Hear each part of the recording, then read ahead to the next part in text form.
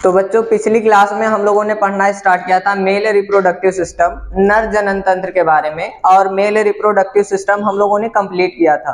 तो आज की वीडियो में बच्चों हम लोगों को पढ़ना क्या है, फीमेल रिप्रोडक्टिव सिस्टम, मादा जनन तंत्र के बारे में। अच्छा, फीमेल रिप्रोडक्टिव सिस्टम की बात करें बच्चों, तो फीमेल रिप्रोडक्टिव सिस्टम में मादा जनन तंत्र के बारे में हम लोगों को केवल कुछ बातें पढ़नी रहती है। पहली बात बच्चों पढ़नी रहती है, इसमें हमको पढ़ना रहता है फैलोपियन ट्यूब के बारे में। किसके बारे में? फैलोपियन ट्यूब या फैलोपियन नलिका के बारे में। इस फैलोपियन ट्यूब, फैलोपियन नलिका को हम डिंब वाहिनी भी कहते हैं। और दूसरा हमको पढ़ना रहता है यूटरस, गर्भाशय के बारे में। दूसरा हमको क्या पढ़ना रहता है? यूटरस, गर्भाशय, जिसको सामान्य भाषा में हम बच्चादानी भी कहते हैं। अच्छा, तीसरी बात करें तो हमको ओवरी के बारे में पढ़ना रहता है बच्चों।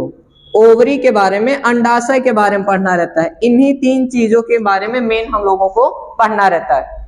और आज हम सबसे पहले फीमेल रिप्रोडक्टिव सिस्टम में पढ़ना स्टार्ट क्या करेंगे? फैलोपियन ट्यूब के बारे में। किसके बारे में?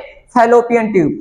अच्छा, फैलोपियन ट्यूब की बात करें, फैलोपियन नलिका की बात करें बच्चों, तो यहाँ पर देखना इस फिगर में, ये पूरा हमने जो फिगर बनाया है एक फीमेल रिप्रोडक्टिव सिस्टम का है, मादा जनन तंत्र का भाग है। अच्छा, फीमेल रिप्रोडक्टिव सिस्टम में यहां से देखना, यहां से लेकर के यहां तक, यहां से लेकर के यहां तक ये पूरा एक नलिकाकार संरचना दिख रही है। एक ये दिख रही है और दूसरी ये दिख रही, दो नलिकाकार संरचनाएं दिख रही एक जैसी। और ये जो दोनों ट्यूब लाइक स्ट्रक्चर है, नलिकाकार संरचनाएं हैं, इन्हीं को हम फैलोपियन नलिका कहते हैं। क्या कहते हैं बच्चों? इन्हीं को फैलोपियन नलिका कहते हैं। अच्छा, तो हमने कहा कि फैलोपियन नलिका कितनी है? ये एक पेयर है, यानी दो है। एक पेयर है यानी कितनी है? दो है। दूसरी बात करें तो ये पाई कहां जाती है? तो दूसरी बात ये है कि ये ओवरी और यूटरस के बीच में पाई जाती है। ओवरी और यूटरस के बीच में कौन पाई जाती है? फैलोपियन नलिका। Located between ovary and uterus, यानी ये अंडाशय, ये जो गोल संरचना दिखाई दे रही है, इस संरचना को बच्चों हम ओवरी कहते हैं, अंडाशय कहते हैं। तो ये ओवरी है और ये वाला जो संरचना दिखाई दे रही है, ये संरचना है यूटरस बच्चों। ये जो बीच का फूला हुआ भाग दिखाई दे रहा है, ये पूरी संरचना क्या है? यूटरस। तो यूटरस और ओवरी के बीच में क्या पाई जाती है? फैलोपियन नलिका। तो फैलोपियन नलिका के लिए दो बात कही हमने कि ये एक पेयर पाई जाएंगी, एक जोड़ी। दूसरी बात हमने कहा कहां पाई जाती है, तो हमने कहा कि ओवरी और यूटरस के बीच में पाई जाती है, यानी अंडाशय और गर्भाशय के बीच में पाई जाती है। तीसरी बात बच्चों ये है कि जो फैलोपियन नलिका है, इसके तीन पार्ट होते हैं। कितने भाग होते हैं इसके? तीन भाग होते हैं, तीन पार्ट होते हैं। एक भाग होता है इनफंडिबुलम। क्या होता है? इनफंडिबुलम। दूसरा भाग होता है एम्पुला। दूसरा भाग होता है बच्चों एम्पुला। और तीसरा भाग होता है इस्थमस। तीसरा भाग क्या होता है? इस्थमस। तो हमने कहा कि फैलोपियन नलिका के कितने भाग? तीन भाग, इनफंडिबुलम, एम्पुला और इस्थमस। अच्छा, हम सबसे पहले पढ़ेंगे इनफंडिबुलम के बारे में। यही फैलोपियन नलिका है। तो ये जो आगे का पार्ट दिखाई दे रहा है बच्चों, ये जो पार्ट होता है आगे का, ये कहलाता है इनफंडिबुलम कहलाता है। क्या कहलाता है? इनफंडिबुलम कहलाता है। अच्छा, इनफंडिबुलम देखो किधर है? ओवरी की तरफ, अंडाशय की तरफ। दूसरी बात, इस इनफंडिबुलम को देखो, यहाँ पर अंगुली जैसे प्रवर्ध निकले, अंगुली जैसी संरचनाएं निकले, फिंगर लाइक प्रोजेक्शन। और इन फिंगर लाइक प्रोजेक्शन को हम फिम्बरी कहते हैं। क्या कहते हैं बच्चों? फिम्बरी कहते हैं, झालर कहते हैं इसको। तो इनफंडिबुलम के लिए हमने केवल दो बात पढ़ी। पहली बात क्या पढ़ी बच्चों? कि ये कहाँ पाया जाता है? ओवरी की तरफ, यानी अंडाशय की तरफ पाया जाएगा। दूसरी बात हमने क्या कहा कि इसमें अंगुली जैसे प्रवर्ध निकले हैं, फिंगर लाइक प्रोजेक्शन निकले हैं, जिसको हम फिम्बरी कहते हैं। फिम्बरी का केवल एक काम है, फिमरी के कितने काम है? केवल एक ही काम है कि इस ओवरी में से, इस अंडाशय में से जो भी ओवम बाहर निकलेगा, इस फिमरी ओवरी में से जो भी ओवम बाहर निकलेगा, इस ओवम को कलेक्ट करने का काम, इसको पकड़ने का काम, इसको कलेक्ट करने का काम, पकड़ने का काम किसका होता है?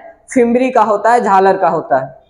तो इनफंडीबुलम के लिए केवल दो बातें पढ़ी, ओवरी की तरफ पाया जाएगा, इसमें फिंगर लाइक प्रोजेक्शन, अंगुली जैसी प्रवर्ध निकले, फिमरी कहा हमने, झालर कहा, और उनका एक काम है कि ओवम को क्या करना? कलेक्ट करना, ओवम को पकड़ना। अब आते हैं बच्चों एम्पुला, किस पे? एम्पुला भाग में। ये जो बीच का भाग दिखाई दे रहा होता है, ये जो बीच वाला भाग होता है, ये भाग कहलाता है एम्पुला। बीच का भाग क्या कहलाता है? एम्पुला कहलाता है।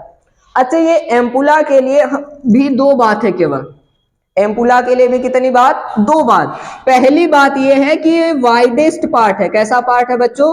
वाइडेस्ट पार्ट है, यानी पूरे फैलोपियन नलिका का सबसे चौड़ा भाग यही होता है।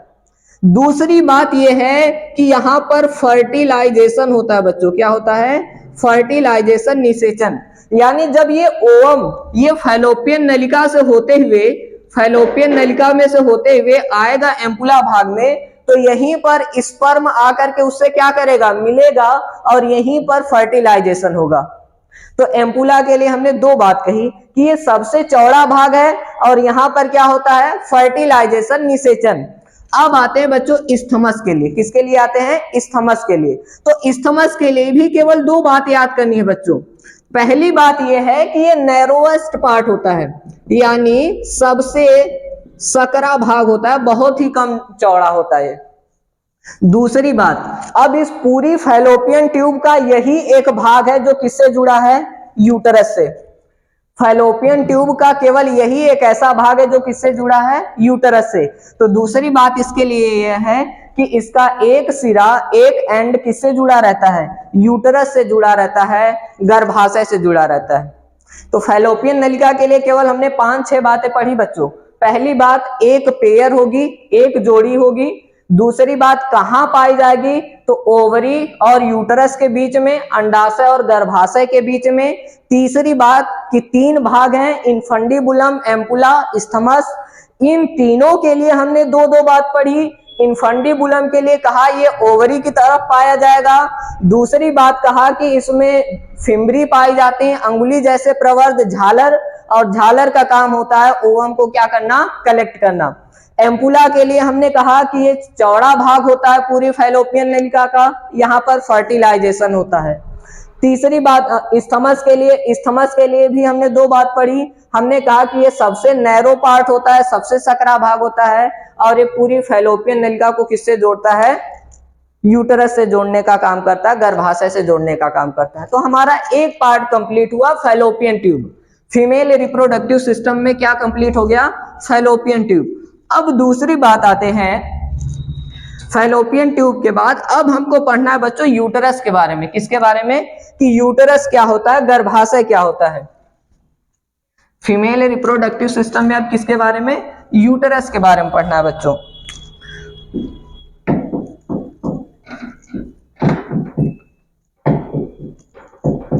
अच्छा, इस यूटरस की बात करें बच्चों, ये जो बीच का ये जो भाग दिखाई दे रहा है, ये जो पूरा फूला हुआ भाग, जो बल्ज पार्ट दिख रहा है, यही क्या होता है? यूटरस होता है, गर्भाशय होता है। पहली बात तो ये पाया कहाँ जाता है? फीमेल की बॉडी में पाया कहाँ जाता है? तो फीमेल की बॉडी में जैसे हमने बताया था बच्चों कि यहाँ पर हमारी बॉडी हो चाहे ह्यूमन में, यहाँ पर बीच में डोम आकार का डायफ्राम पाया जाता है। तो डायफ्राम के नीचे की ये कैविटी क्या होती है? हमने पढ़ा था कि एब्डोमिनल कैविटी होती है, उदर गुहा। ठीक डायफ्राम के ऊपर ये जो चेस्ट रीजन है, इस चेस्ट रीजन की कैविटी क्या कहलाती है? थोरैसिक कैविटी, वक्ष गुहा। अब ये जो एब्डोमिनल कैविटी है, इस एब्डोमिनल कैविटी में ये जो लोअर पार्ट होता है, नीचे वाला भाग, एब्डोमिनल कैविटी का कौन सा भाग? उदर गुहा का निचला भाग, यहां पर यूटरस पाया जाता है। तो हम कहते हैं ये कहां पाया जाता है? लोअर एब्डोमिनल कैविटी में। कहां पर बच्चों? लोअर एब्डोमिनल कैविटी में, निचली उदर गुहा में पाया जाता है। पहली बात। दूसरी बात, इसके शेप की बात करें बच्चों, इसके आकार की बात करें, तो इसका जो शेप होता है वो इन्वर्टेड पीयर शेप का होता है। कैसा? इन्वर्टेड पीयर शेप, उल्टी नाशपाती के जैसा होता है। तो दो बातें हो गई कि ये लोअर एब्डोमिनल में पाया जाएगा, निचले उदर गुहा में। दूसरी बात हमने कहा इसका शेप इन्वर्टेड पीयर, उल्टी नाशपाती के जैसा। तीसरी बात पर आते हैं बच्चों, इसका दूसरा नाम होता है बच्चों, इसका दूसरा नाम होता है वॉम्ब। इसका दूसरा नाम क्या है? वॉम्ब भी कहते हैं। यूटरस को हम क्या कहते हैं? वॉम्ब भी कहते हैं। यानी गर्भाशय का दूसरा नाम क्या है? वॉम्ब कहते हैं। अच्छा, तीसरी बात, अच्छा चौथी बात अगर बात करें इसकी वॉल, इसकी जो वॉल है भित्ति, अगर इसकी वॉल को देखो बच्चों तो हमको कुछ इतनी मोटी वॉल दिख रही दोनों तरफ। इस साइड भी इतनी मोटी वॉल है और दूसरी साइड भी इतनी मोटी वॉल है, और बीच में ये खाली जगह होती है। बीच में क्या होती है? खाली जगह। तो इसकी जो वॉल है, इसकी जो भित्ति है, इसमें 3 लेयर होती। कितनी लेयर? 3। एक लेयर ये दिख रही है बाहर बाहर, बीच में ये लेयर होती है, और अंदर वाली ये 3 लेयर है टोटल। एक ये है और ये बीच में, और ये एक तीसरी लेयर है। तो इसकी वॉल में हमको कितनी लेयर मिलती हैं? 3 लेयर। बाहर, ये जो बाहर बाहर है बच्चों, बिल्कुल बाहर ना, जिसको हम बाहर को क्या कहते हैं? पेरीफेरी। तो इसको हम कहते हैं पेरीमेट्रियम बच्चों कहते हैं। क्या कहते हैं? पेरीमेट्रियम कहते हैं। जो बीच वाली लेयर होती है इसको हम लोग मायोमेट्रियम कहते हैं। क्या कहते हैं? मायोमेट्रियम कहते हैं। और जो ये अंदर वाली लेयर होती है इसको एंडोमेट्रियम कहते हैं। क्या कहते हैं? एंडोमेट्रियम कहते हैं। ठीक, अब इन तीनों के बारे में एक एक बात पढ़ लेते हैं बच्चों। पेरीमेट्रियम कहाँ है? सबसे बाहर की तरफ है, और ये बहुत ही ज्यादा थीन लेयर होती है, बहुत पतली परत होती है। मायोमेट्रियम देखो बीच में दिखाई दे रही है और सबसे मोटी है। तो ये जो मायोमेट्रियम है ये स्मूथ मसल्स की बनी होती। किसकी बच्चों? स्मूथ मसल्स, चिकनी मांसपेशियों की बनी होती है, और मोटी लेयर है। कैसी लेयर है? मोटी लेयर है। और एक बात इसके लिए और याद रखना कि जब प्रेगनेंसी के बाद जब बच्चे की डिलीवरी हो रही होती है, डिलीवरी के टाइम पर इसी मायोमेट्रियम में ही ये जो डिलीवरी हो रही होती है, यानी बच्चे के जन्म के टाइम पर ये जो मायोमेट्रियम होती है इसमें अंदर की तरफ कॉन्ट्रैक्शन होता है। अंदर की तरफ क्या होता है? कॉन्ट्रैक्शन, संकुचन होता है। अच्छा बच्चों, जब अंदर कॉन्ट्रैक्शन होगा तो होगा क्या? यहां अंदर क्या बनेगा? प्रेशर। और वो प्रेशर कहां लगेगा? जो चाइल्ड होगा, जो चाइल्ड यहां पर जुड़ा रहता है, इस चाइल्ड के ऊपर लगेगा, और फिर इस चाइल्ड क्या होगा? इसी द्वारा बाहर आ जाएगा। वेजाइना के द्वारा क्या हो जाता है? बाहर आ जाता है। तो मायोमेट्रियम, एक दो बातें हमने कहा। पहली बात तो ये स्मूथ मसल्स की बनी है, चिकनी मांसपेशियों की मोटी लेयर है।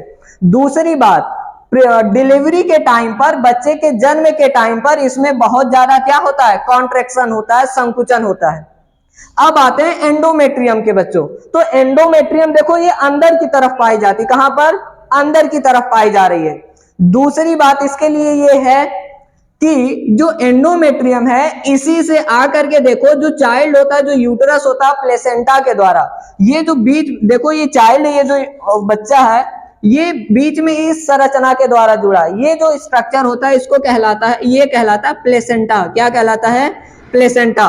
तो इसी प्लेसेंटा के द्वारा जुड़ता है। और तीसरी बात बच्चों ये है कि मेंस्ट्रुअल साइकिल, एक नाम आपको याद करना पड़ेगा अभी, मेंस्ट्रुअल साइकिल। अभी आगे डिटेल में पढ़ेंगे कि मेंस्ट्रुअल साइकिल आर्तव चक्र क्या होता है, या हिंदी में इसी को हम मासिक धर्म भी कहते हैं। तो मासिक धर्म के टाइम पर, यानी आर्तव चक्र के टाइम पर ये क्या होती है? लास्ट में उसमें जो ब्लीडिंग फेज आती है, तो यही लेयर, इसी लेयर की कोशिकाएं टूट करके गिरती हैं। तो इसमें क्या होता है? साइक्लिकल चेंज देखने को मिलता है। एक महीने में, हर महीने 28 दिन की बच्चों एक साइकिल चलती है फीमेल के शरीर में। तो उस हर 28 दिन में क्या होगी? ये एक बार टूटेगी और एक बार क्या होती है? नई बनती है। तो इसमें क्या देखने को मिलता है? साइक्लिकल चेंज देखने को मिलता है। साइक्लिकल चेंज देखने को मिलता है ड्यूरिंग मेंस्ट्रुअल साइकिल। आर्तव चक्र के समय हमेशा इसमें क्या होता रहता है? साइक्लिकल चेंज होता रहता है। साइक्लिकल चेंज का मतलब केवल इतना है कि ये हर महीने 28 दिन में एक बार टूटेगी और एक बार क्या होती है, फिर से नई बनती है। तो यूट्रस भी बच्चों कंप्लीट हो गया। अब सुनना, अब हमको पढ़ना है